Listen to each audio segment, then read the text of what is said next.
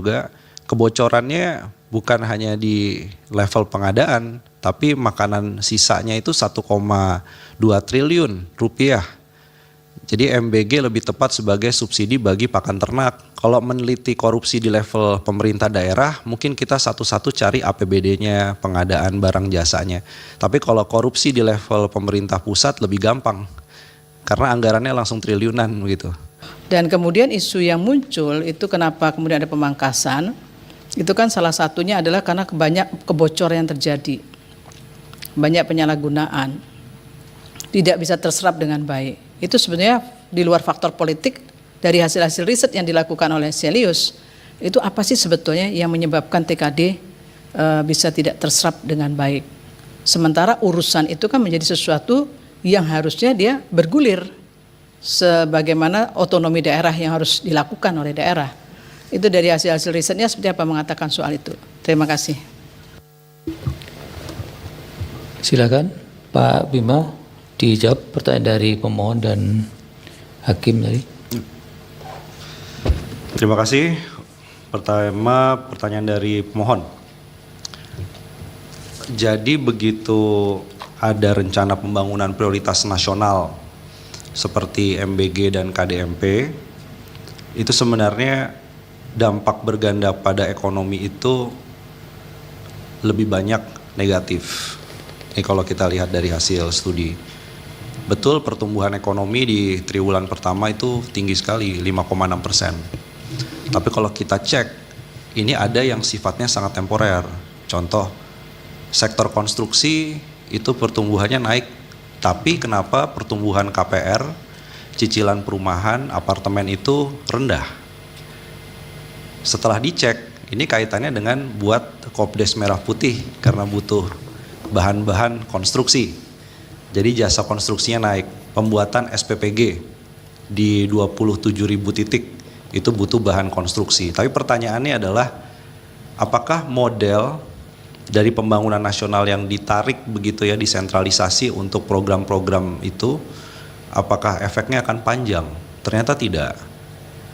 Karena sekarang setelah konstruksi dari program pemerintah pusat, Sekolah Garuda termasuk sebagian berjalan, maka daya dorong sektor konstruksi di kuartal berikutnya mau dari mana lagi? Karena konstruksi yang benar itu dari permintaan masyarakat, orang bangun rumah, orang renovasi rumah, bukan yang sekali jalan dengan adanya pembangunan mega proyek kayak seperti MBG dan Kopdes. Nah, ini artinya Izin, apa? Mas Bima. Ya. Apa itu juga dipengaruhi oleh, misalnya kalau dalam kasus MBG, tidak meratanya SPPG? Salah satunya karena, nah ini menarik Pak, begini, SPPG-nya ini kan tidak merata, sebagian besar 1.500 SPPG itu ada di Jawa Barat. Oke, ini juga jadi pertanyaan. 6 ribuan lebih itu yang di Jawa Barat, sementara di Sulawesi Barat sama di Papua Tengah Betul. bisa dihitung dengan jari itu. Ya, nah setelah dicek, ini kan artinya kalaupun dia dianggap sebagai dampak pada sektor konstruksi, itu kan berarti kan Jawa sentris, terbatas. Jadi sektor konstruksinya naik, itu pun juga nggak berdampak ke semua daerah. Dan kenapa nggak mau bangun di daerah lainnya? Salah satunya biaya untuk logistik, tapi juga biaya logistik untuk bangun SPPG-nya Pak. Jadi sebelum nanti bahan makanannya itu juga jadi pertanyaan, tapi bahan baku untuk bangun SPPG-nya termasuk semen dan lain-lain, itu pun harganya kan jadi lebih mahal di sana. Jadi mereka pun juga nggak membeli sebagian bahan baku untuk konstruksi, bahkan SPPG atau Kopdes Merah Putih itu dari toko bangunan di sekitarnya. Makanannya belum, kalau kita lihat adanya pemborosan dan lain-lain. Jadi saya mau bilang kalau di dalam transfer daerah yang diefisienkan untuk mendukung program prioritas nasional, dampak bergandanya itu belum tentu sebesar diserahkan kepada daerah. Jadi perdebatannya kan memang daerah korupsi, ketimpangannya tinggi. Kalau gitu uangnya diambil untuk belanja pemerintah pusat. Nah MBG bermasalah, korupsi. Kopdes Merah Putih pengadaannya juga nggak semua dibutuhkan. Artinya tesis bahwa sentralisasi anggaran di pemerintah pusat mengambil dari TKD juga nggak berdampak pada ekonomi. Justru hasil studi kami menunjukkan satu, MBG kalau itu hasil dari efisiensi daerah, kebocoran tadi Prof. Eni bilang juga kebocorannya bukan hanya di level pengadaan, tapi makanan sisanya itu 1,2 triliun rupiah. Jadi MBG lebih tepat sebagai subsidi bagi pakan ternak, bukan gizi. Yang kedua, kalau pertanyaan terkait dengan ini tidak dikorupsi di level pusat, apa jaminannya itu? Sementara kalau diberikan pemerintah daerah tentu banyak kekurangan. Kapasitas saya setuju. Tapi pertanyaannya, kalau isunya adalah korupsi, mau disentralisasikan, korupsinya justru lebih masif kalau dilihat belakangan.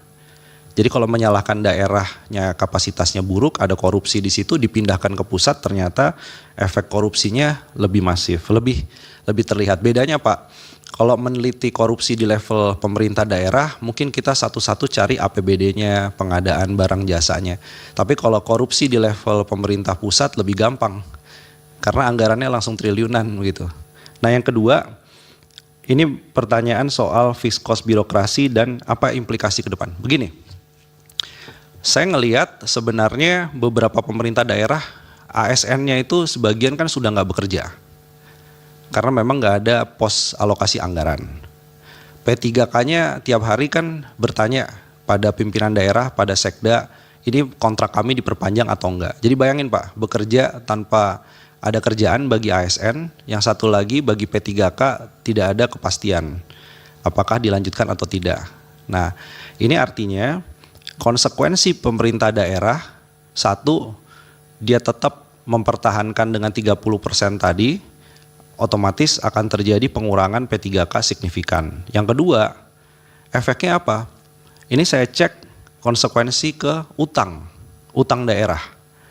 Jadi ada fenomena, utang pemerintah daerah jangka pendek itu terus naik pasca pandemi, sekarang 58,2% dari total belanja. Dari total jenis utang pemerintah daerah.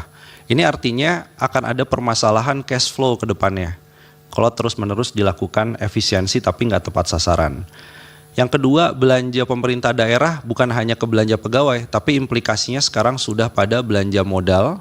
Artinya tadi ada pertanyaan, kalau diserahkan kepada daerah harusnya kan untuk infrastruktur, untuk belanja modal, untuk UMKM dan lain-lain. Enggak juga Pak.